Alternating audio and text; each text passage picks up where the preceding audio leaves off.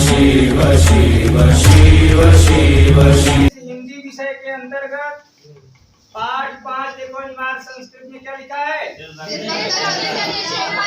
देशभक्त चंद्रशेखर। क्या लिखा है? आज देशभक्त चंद्रशेखर के बारे में आपको पाठ के अनुसार भी बताया जाएगा, उनसे जुड़ी कहानियां भी बताई जाएंगी। ध्यान दीजिएगा। सबसे पहले आइए हम लोग देशभक्त चंद्रशेखर के बारे में थोड़ा सा जान लेते हैं। आप लोग नाम सुने हैं देशभक्त चंद्रशेखर जी का? कौन थे? हाँ, देशभक्त। ध्यान दीजिएगा, देशभक्त किसे कहते हैं? जो देश के प्रति भक्ति करे वह क्या कहलाता है? देशभक्त। ठीक। चलिए, महान स्वतंत्रता सेनानी चंद्रशेखर जी भारत को आजाद कराने के लिए जिस प्रकार से आप लोग नाम सुने होंगे, क्या? भगत सिंह, सुखदेव, राजगुरु, महात्मा गांधी, है ना? और नेताजी सुभाष चंद्र बोस, बहुत से स्वतंत्रता सेनानियों ने भारत देश को स्वतंत्र कराने के लिए अपने प्राणों का बलिदान दिया। उसी प्रकार से देश को आजाद कराने के लिए एक महान सपूत भारत माता के, जिनका नाम चंद्रशेखर था। ध्यान दीजिएगा, इनके जीवन से जुड़ी एक छोटी सी घटना पाठ के अंतर्गत आपको आज बताया जाएगा, तो ध्यान से आप लोग सुनिए। और एक बात और बता देना, ये पाठ आपका 2 भागों में विभाजित है। कितने भागों में? 2 भागों में विभाजित है। पहला है प्रथम दृश्यम और दूसरा द्वितीय दृश्यम। तो आइए प्रथम दृश्यम में देखते हैं क्या लिखा है। एक पाठ आप लोग पढ़े होंगे जिसका नाम है वीरः वीरेण। एकदम वैसे ही यह पाठ भी है।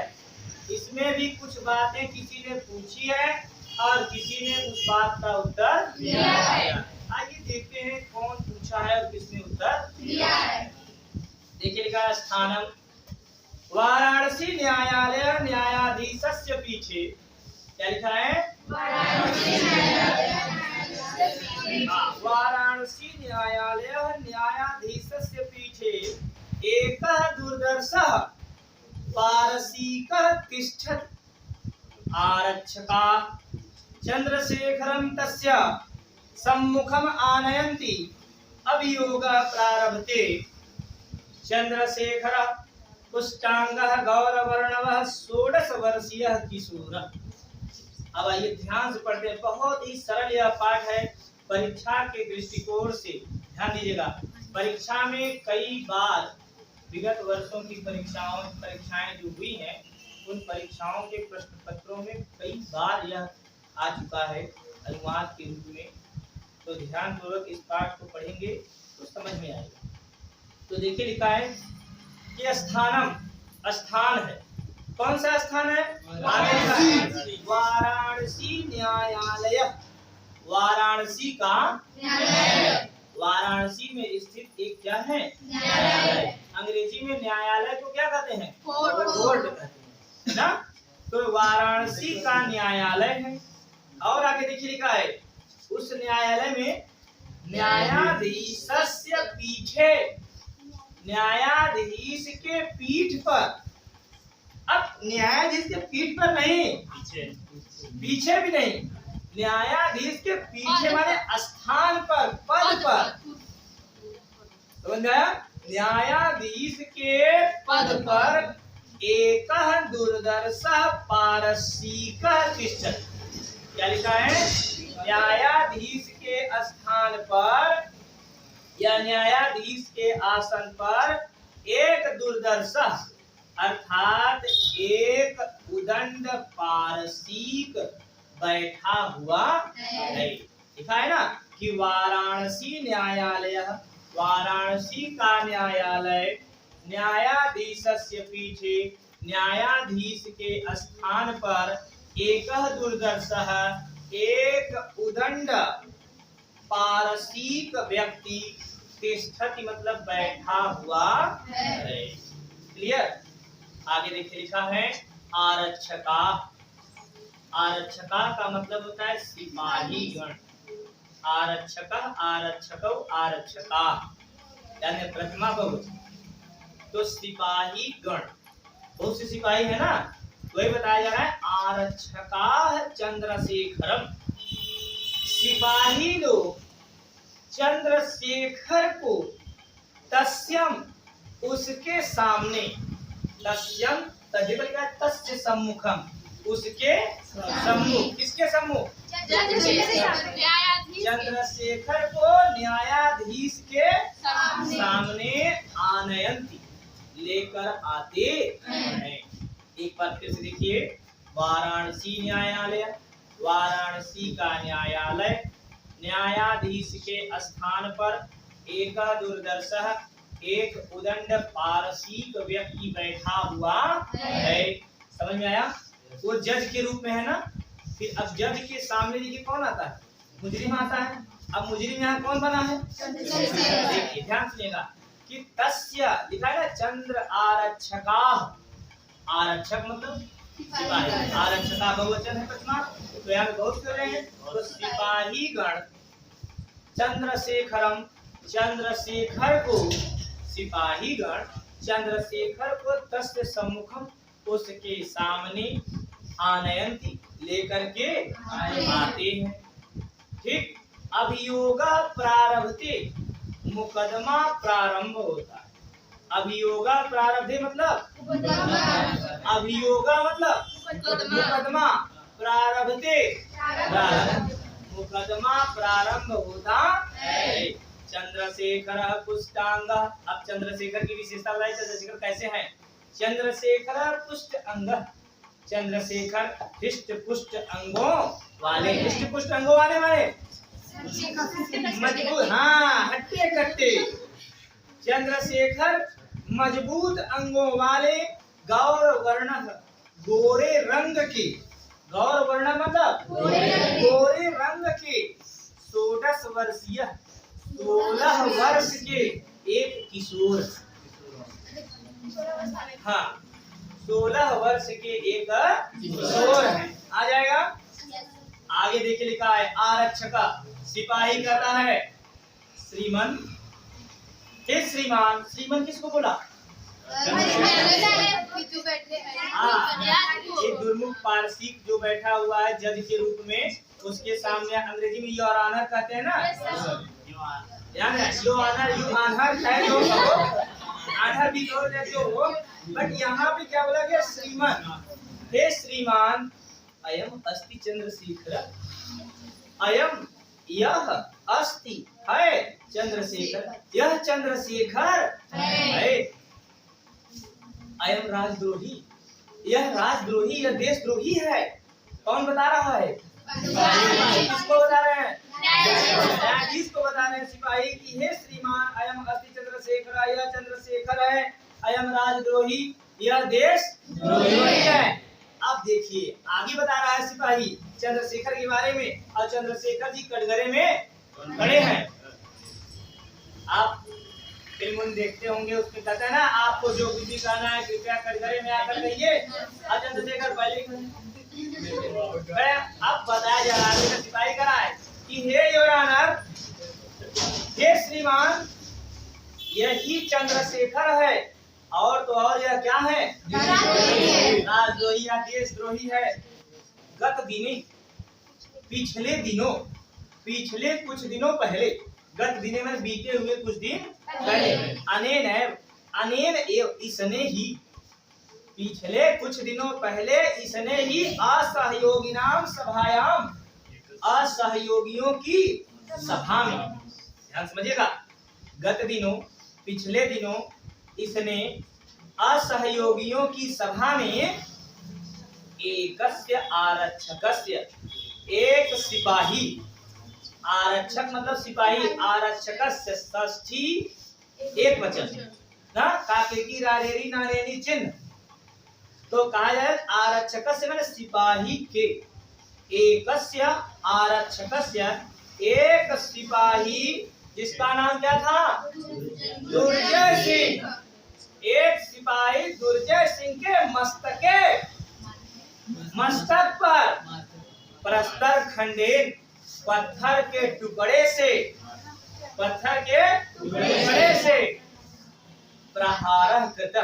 प्रहार किया था, अर्थात मारा था। ये जिसके कारण दुर्जय सिंह आहत, जिसके कारण दुर्जय सिंह घायल हो गया। आहत मतलब घायल हो गया। आ जाएगा? आगे लिखा है न्यायाधीश तम बालकम विस्मयेन। लिखा है न्यायाधीश उस बालक को विस्मयेन बड़े ही आश्चर्यचकित होकर के देखते। न्यायाधीश देखता है 16 साल का लड़का असहयोगियों सभा में ढेला उठा करके मार दिया और सिपाही पुलिस का आदमी घायल हो गया। देखते हैं ध्यान से। ओ अच्छा, 16 साल का लड़का नहीं है, ये तो भारतीय रखा। भारत के लड़के, भारतीय वीर सपूत, उसके 16 साल हो गया। और उस समय के 16 साल के गांधी जी का विवाह कब हुआ था? 13 सोच लो, समझिए ना। अब देखो लिखा है कि न्यायाधीश तम बालकम विस्मय, न्यायाधीश उस बालक को आश्चर्य से देखते हुए, और देख करके क्या कहते हैं कि रे बालक, हे बालक, अरे बालक, तव किम नाम, तेरा क्या नाम है? ध्यान देना। रे बालक, तेरा क्या नाम है? अब ए बबलुआ डबलुआ घूरन कटवारू तूफानी ये सब नहीं बताए नाम, वो डायरेक्ट बोल दिए क्या? ठीक है। आया जब उन्होंने कहा रे बालक तेरा क्या नाम है, तो चंद्रशेखर कहते हैं आजादा, मेरा नाम आजाद है। और वो भी स्त्री भुजा दृढ़बद्ध होकर कहते हैं मेरा नाम आजाद है। न्यायाधीश सोचा हाँ हो सकता है भाई आजाद नाम होगा, बहुत लोगों का नाम आजाद होता है ना। अब देखिए आगे न्यायाधीश कर रहे हैं तो पितु किम नाम, तुम्हारे पिता का क्या नाम है? तो चंद्रशेखर कहते हैं स्वतंत्र, मेरे पिता का नाम स्वतंत्र है, स्वतंत्रता है। अच्छा, फिर न्यायाधीश कहते हैं अच्छा ठीक है। तो तुम पुत्र निवसत, तुम कहाँ रहते हो? यही कह रहे तुम पुत्र निवसस, तुम कहाँ रहते हो? और तव गृहम पुत्र अस्ति, और तुम्हारा घर, तुम कहाँ रहते हो, तुम्हारा घर कहाँ है ये भी बता दो। अब देखिए चंद्रशेखर की ये बात जो है जज को, देखिए लिखा है, पहले बता रहे तब। न्यायाधीश ने जब कहा तव पुत्र निवसस, तू कहाँ रहता है और तेरा घर कहाँ है? चंद्रशेखर कहते हैं कारागार एवं मम गृहम, कारागार ही, जेल ही, लाकअप ही मेरा घर है। इतना सुनते ही जान लीजिए ना, क्षेत्र में कहावत है ना कि कहते ना कि मां खौला ही रहता। उसका भी क्या हुआ? खौलने लगे। इसका जज का। जज ने पूछा तेरा क्या नाम है? कहे आजाद। ठीक है कोई बात नहीं, नो प्रॉब्लम। फिर कहते पिता क्या है? कहते ठीक है। तुम कहाँ रहते हो, तुम्हारा घर क्या है? कारागार ही मेरा घर है। अरे आज तुम पकड़िए, आज 10 दिन का कर दोगे, ठीक है। अगली बार नहीं करेंगे, अभी 15 दिन आगे रेट देंगे, फिर चलो 20 दिन के अंदर। कारागार ही मेरा घर है। अब देखिए न्यायाधीश स्वगतम, न्यायाधीश देखिए क्या कर रहा है। अब देखिए चंद्रशेखर कहते हैं कारागार एवं मम गृहम, कारागार ही मेरा है। जब इतनी बात हुई, अब देखिए न्यायाधीश स्वगतम, अपने मन में ही वो विचार करके अब कहता है कि मतलब कि अपने मन में ही कह रहा है कि कीदृशः प्रमत्तः स्वतंत्राय अयम, अयम मतलब यह मतलब यह सामने जो बालक खड़ा है, यह बालक कीदृशः किस प्रकार से, स्वतंत्राय स्वतंत्रता के लिए, माने यह बालक अपने मन में सोच रहा है, यह बालक अयम यह बालक स्वतंत्राय, देखो लिखा ना स्वतंत्रताय, स्वतंत्रता के लिए कीदृशः प्रमत्तः, कितना मतवाला है, कितना पागलपन कर रहा है, स्वतंत्रता के लिए कितना इसके अंदर इच्छा भरी हुई है कि अपना नाम स्वतंत्र बता रहा है, आजाद बता रहा है, अपने पिता का नाम स्वतंत्र और अपना घर जेल बता रहा है। स्वतंत्रता के लिए यह कितना उतावला हो गया, प्रमत्ता मतलब उतावला हो गया है। प्रकाशम, अब बाहर रूप से अपने आवाज को निकालते हुए कहता है अतीव दृष्ट, क्या कहता है अतीव दृष्ट, देखो लिखा है ना अतीव दृष्ट, प्रकट रूप से वह कह रहा है, मैंने सामने से कह रहा है कि अतीव दृष्ट यह नवयुवक, यह किशोर कितना दृष्ट, दृष्ट माने ढीठ है, कि यह बालक कितना ढीठ है और कितना उदंड है। नवयुवक, यह नवयुवक कितना उदंड और कितना ढीठ है। अयम इमं पंचदश, मैं इसे 15, पंचदश, पंचदश 5 और 10 अर्थात 15, मैं इसे 15 कसाघातान माने कोड़ों की, दंडयामी माने दंड देता, जब मैं इसे 15 कोड़ों का सजा देता हूँ। चंद्रशेखर कहते हैं नास्ति चिंता, कोई चिंता नहीं है, तुम 15 कोड़े लगाओ चाहे उसके बगल में 1 जीरो बढ़ाओ, नास्ति चिंता, अंग्रेजी में नो प्रॉब्लम, कोई चिंता नहीं है। यहाँ पर प्रथम दृश्य आपका समाप्त, समझ में आया? जरा दे। प्रथम दृश्य में आपने पढ़ा कि सिपाही चंद्रशेखर को न्यायाधीश के सम्मुख करता है, न्यायाधीश से प्रश्न पूछते हैं, प्रश्नों का उत्तर चंद्रशेखर अपने भाषा में देते हैं, जिसके कारण न्यायाधीश उन्हें 15 कोड़ों की सजा सुनाते हैं। ठीक, और अंत में चंद्रशेखर ने क्या कहा? नास्ति चिंता, कोई चिंता नहीं है। अब देखिए द्वितीय दृश्य प्रारंभ कहा जा रहा है। ततः दृष्टिगोचरो भवतः कौपीन मात्रावशेषः फलकेन दृढ़ं बद्धः चंद्रशेखरः कसाहस्तेन चांडालेन अनुगम्यमानः कारागार अधिकारी गंगा सिंहश्च। अब देखिए, ध्यान सुनिएगा, लिखा है ततः, ततः का मतलब क्या होता है? वहां, ध्यान से समझिएगा, लिखा है कि ततः, तब दृष्टिगोचरो भवतः, दिखाई पड़ते, तब दृष्टि दिखाई पड़ते हैं, कौन?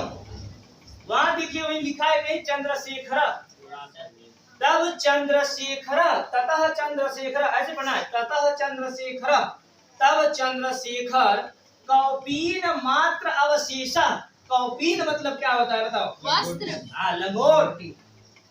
मंगलम मरणम यत्र विभूति यत्र विभूषणम कौपीनम यत्र कौशेयम साकाशी तेनोपमायते। वहाँ पे कौपीन पढ़े थे आप लोग, पाठ 1 वाराणसी में, उसी को कॉपी देखो यहाँ किया गया है।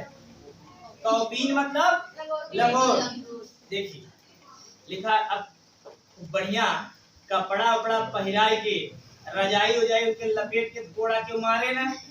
बताओ घोड़ा कैसे मारा जाता था? उनके वस्त्रों को तब मारा जाता कि लगी याद रहे कि हाँ। लेकिन चंद्रशेखर क्या कर रहे हैं? हाँ, नास्ति चिंता। अब देखिए बताया जा रहा है कि ततः तब चंद्रशेखर कौपीन मात्र अवशेष मिला, तब चंद्रशेखर कौपीन मात्र से केवल लंगोट में भी, लंगोट पहने हुए केवल, और है क्या लिखा है? हलकेन दृढ़ बद्ध, हथकड़ियों से, बेड़ियों से बंधे हुए, दृढ़ बद्ध मतलब बहुत मजबूती से बांधे गए।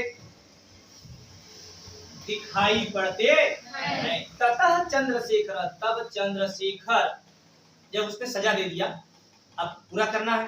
ततः तब चंद्रशेखर लंगोट पहने हुए, हाथ में पैरों में बेड़ियां हथकड़ियां, सब हथकड़ियों से जकड़े हुए चंद्रशेखर दृष्टि गोचरो भवतः दिखाई पड़ते हैं। अभी यही समाप्त नहीं हो रहा है, आगे कहा जा रहा है कि कसा हस्ते, हाथ में कोड़ा लिए हुए, कसा माने कोड़ा, हस्ते मतलब हाथ में कोड़ा लिए हुए चांडालेन, चांडाल अनुगम्यमान का आगमन होता है। हाथ में कोड़ा लिए हुए चांडाल का आगमन होता है, मैंने आना होता है। और सुनिए, उसके साथ साथ कारागार अधिकारी, जेल का अधिकारी, जिसको हम लोग जेलर कहते हैं ना, कारागार का अधिकारी। यहाँ देखो गंडा सिंहस्थ लिखा होगा, ये ड का न करो, गंगा सिंहस्थ, ये भी लिख सकते हैं तो कोई दिक्कत नहीं है। जेल का अधिकारी गंगा सिंह भी दिखाई पड़ता। अब देखिए लिखा है कि गंगा सिंह, जो गंगा सिंह है वो क्या कह रहा है, जेल का अधिकारी है, ध्यान देना, वो कह रहा है चांडालम प्रति, माने चांडाल की तरफ मुंह करके अपना कह रहा है कि दुर्मुख, हे दुर्मुख, कौन बोला? हाँ, कह रहा है हे दुर्मुख, मम आदेशम कालम एव, मेरे आदेश देने के समय, जब मैं तुमको आदेश दूंगा, मेरे आदेशम कालम एव, आदेश देने के समय ही कसाघात कर्तव्य, तुम कोड़े लगाना। ध्यान देना, जब मैं तुमको आदेश दूंगा तभी तुम कोड़े लगाना। अब देखिए लिखा है चंद्रशेखर प्रति, अब चंद्रशेखर के प्रति मुंह कर रहा है कौन? जेल का अधिकारी। क्या कर रहा है? चंद्रशेखर की तरफ मुंह करके, अरे दुर्विनीत युवक, अरे दुर्व्यवहारी युवक, तेरा व्यवहार सही नहीं है। अरे दुष्ट, दुर्विनीत मतलब दुष्ट, अरे दुष्ट युवक, लभस्य, लभस्य मतलब प्राप्त करो, इदानीम इस समय, स्वविनयस्य फलम, अपनी विनम्रता के फल को। तुम कितने विनम्र थी ना, मैं अच्छी तरह से जानता हूँ। इतने विनम्र हो तुम, इतने विनम्र हो कि रास्ता चलते हुए किसी सिपाही के मस्तक पर पत्थर का टुकड़ा मार के उसका कपार फोड़ दे रहे हो। लभस्य प्राप्त करो, इदानीम इस समय, स्वविनयस्य फलम, अपने विनम्रता के फल को।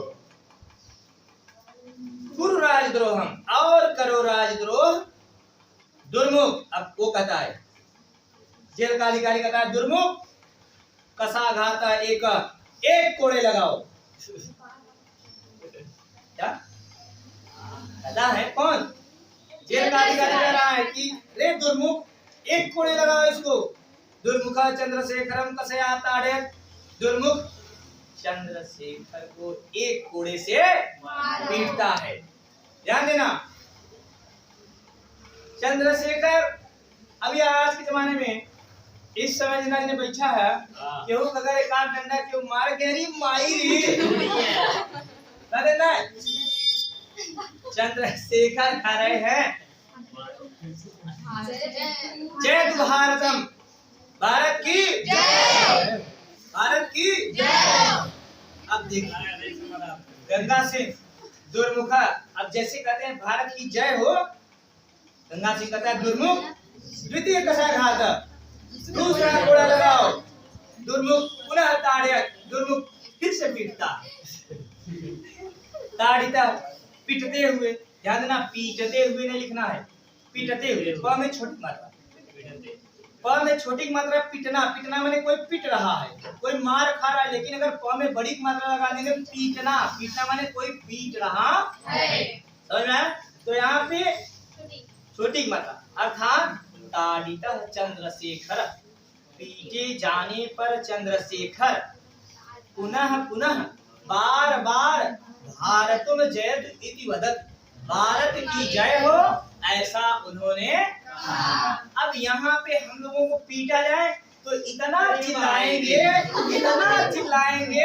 कि पिताजी माताजी का स्वर्गवास हो गया, वो लोग तुम्हारे स्वर्ग से भी चल के चले आए और पूरे चले आएंगे।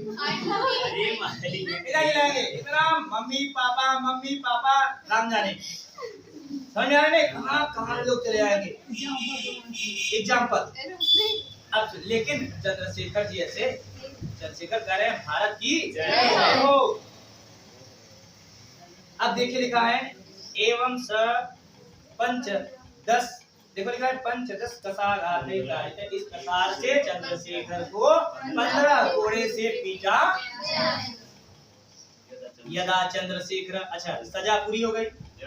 यदा चंद्रशेखर कारागारात, यदा चंद्रशेखर जब चंद्रशेखर जी कारागारात मुक्त, कारागार से मुक्त होकर के जेल से रिहा होकर के बाहर आए, आगच्छत में आते हैं। जब चंद्रशेखर कारागार से मुक्त होकर के बाहर आते हैं तदैव सर्वे जना, तब सभी लोग तम परितः उनके चारों ओर, उनको चारों ओर से वेस्टर्न माने घेर लेते हैं। जब चंद्रशेखर कारागार से मुक्त होकर के बाहर आते हैं तो उनको बहुत से भारतीय लोग चारों तरफ से क्या कर लेते हैं, घेर लेते हैं। बहवः बालकाः तस्य पादयो पतन्ति, बहुत से बालक उनके पैरों पर गिर पड़ते हैं, मतलब उनका चरण स्पर्श करते हैं। बहुत से बालक लोग उनके पैरों पर गिर पड़ते हैं और तब माला भी अभिनंदन, और उनको मालाओं से अभिनंदन किया जाता है।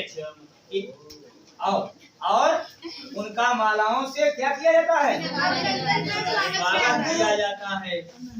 अब सुनिए चंद्रशेखर भी कुछ कह रहे हैं।